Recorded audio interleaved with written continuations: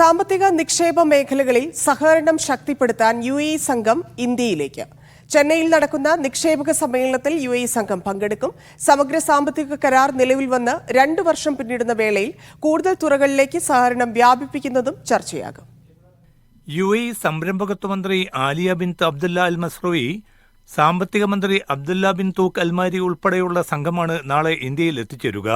Logistic, advanced industries, ഇടത്തരം സ്ഥാപനങ്ങൾ, പരിസ്ഥിതി, നിക്ഷേപം എന്നീ തുറകളിൽ സർക്കാർ സ്വകാര്യ നിക്ഷേപം ഉറപ്പാക്കുന്നതിനുള്ള അവസരങ്ങൾ UAE പ്രതിനിധി സംഘം ചർച്ച ചെയ്യും.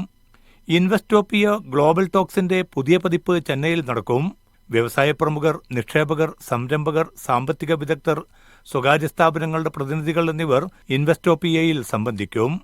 ചെന്നൈയിലെ വിവിധ വിദ്യാഭ്യാസ സ്ഥാപനങ്ങളിലും UAE സംഘം സന്ദർശനം നടത്തും.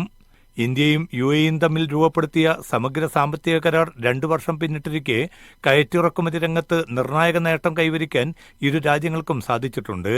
സാമ്പത്തിക നിക്ഷേപ രംഗത്തെ ഉണർവ് പരമാവധി പ്രയോജനപ്പെടുത്താൻ തിരക്കിട്ട നീക്കങ്ങളും പദ്ധതികളുമാണ് ഇരു രാജ്യങ്ങളും ഇപ്പോൾ ആവിഷ്കരിച്ചു വരുന്നത്. Media 1, Dubai.